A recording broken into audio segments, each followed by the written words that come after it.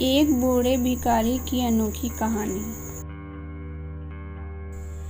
हर दिन एक भिखारी दरवाजे के पास आकर भीख मांगता था और घर का मालिक हमेशा घर के बाहर आते ही उसे देखकर फिर जाया करता। कई बार उसके लिए गाली भी बकता। वो कहता, तू जिंदा ही क्यों है?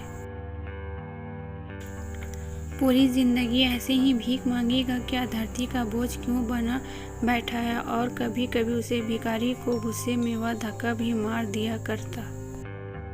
इतना कुछ हो जाने के बावजूद भिखारी के मुंह से सिर्फ यही निकलता, भगवान भगवान तुम्हारे पापों को माफ करे। एक बार सेठ को धंधे में बड़ा नुकसान होने की खबर मिली। सेठ बहुत परेशान था कि तभी उसके दरवाजे पर वही भिखारी आया। गुस्से में अपना आपा खोते हुए सेठ ने उस भिखारी को पत्थर दे मारा। पत्थर लगने के कारण भिखारी का सर फूट गया और उसके सर से खून बहने लगा। फिर भी दर्द से कराते हुए भिखारी ने इतना ही कहा, भगवान तुम्हारे पापों को माफ करे।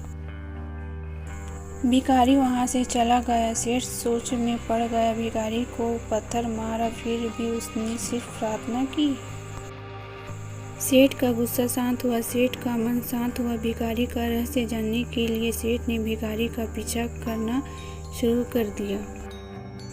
भिखारी जहाँ जहाँ जाता सेठ उसके पीछे जाता। सेठ ने देखा कि कोई उसको खाना देता, कोई उसको मारता, कोई अपमानित करता तो कोई गाली देता। लोग भिखारी के साथ चाहे जैसा व्यवहार करते, लेकिन भिखारी सबके लिए एक ही प्रार्थना करता, भगवान तुम्हारे पाप माफ करे। अब रात होने को आई थी। भिखारी अपने घर जाने के लिए लौटा। वो अपने घर पहुंच गया, लेकिन सेठ अब भी उसका पीछा कर ही रहा था।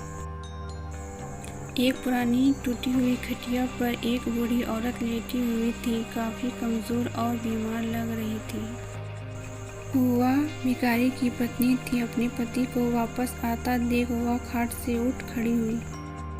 पत्नी ने अपने पति के भीख वाले कटोरे में देखा, सिर्फ उसमें आधी बासी रोटी थी। उसे देखकर वह बोली, आज बस इतना ही मिला? और हाँ, आपके सिर पर खून निकल रहा है, ये चोट कैसे लगी? बूढ़ा भिखारी बोला, आज बस इतना ही मिला है, किसी ने कुछ दिया ही नहीं, सब ने गाली दी और एक ने पत्थर भी फेंका, इसीलिए मेरा सर फट गया। एक गहरी ठंडी सांस लेकर बूढ़ा भिखारी फिर से बोला, ये मेरे ही पापों का फल है। तुम्हें याद है कुछ साल पहले हम कितने अमीर थे? क्या कुछ नहीं था हमारे पास हर चीज़ ज़रूरत से ज़्यादा थी, लेकिन हमने कभी दान नहीं किया। और उससे भी बुरा हमने उस अंधे भिखारी के साथ किया जो हमारे दरवाजे पर भीख मांगने आया करता था। बूढ़ी पत्नी की आंखों में आंसू आ गए। वह बोली, हाँ, हम उस बेचारे अंधे के साथ बहुत बुरा करते थे, उसका अपमान करते थे, उसे खाने के लिए रोटी की जगह कागज दिया करते, उसका मजाक उड़ा करते, कभी कभी मारा भी करते। मैं कभी उसको रास्ता नहीं दिखाया। एक बार मैंने उसके मुंह पर मिट्टी भी फेंकी थी और वहाँ हमेशा दुखी होकर यही कहता कि भगवान तुम्हें तुम्हारे किए की सज़ा देगा, भगवान तुम्हारे पापों की सज़ा ज़रूर देगा। उसका श्राप सच हुआ और हम इस दुख भरी जिंदगी में आ गए। भिखारी बोला, हाँ, उसका श्राप सच हुआ, इसीलिए मैं किसी को बद्दुआ नहीं देता। चाहे कोई मेरे साथ कैसा भी बर्ताव करे, मैं हमेशा उसके लिए प्रार्थना करता हूँ। मैं नहीं चाहता कि कोई भी हमारी जैसा जिंदगी का अनुभव करे, किसी को भी हमारे जैसा दुखों का सामना करना पड़े। वो नहीं जानते कि वो कितना बड़ा पाप कर रहे हैं, इसीलिए जाने अनजाने में हुए पाप की ऐसी सज़ा किसी को भी मिले, मैं नहीं चाहता।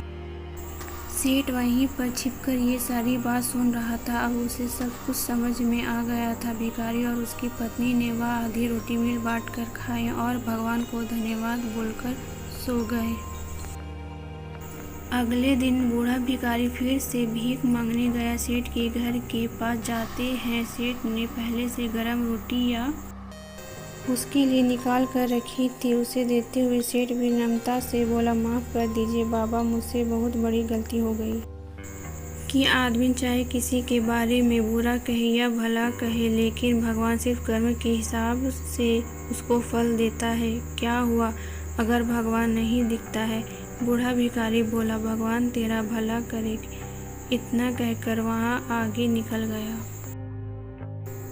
इस कहानी से जो सीख लेने लायक है वह बड़ी ही सिंपल है, लेकिन यह बात बिल्कुल सच है। उसके खाते में सबका हिसाब बहुत बहुत पक्का होता है। इसीलिए जब किसी के लिए कुछ भी करो तो अच्छा ही करो।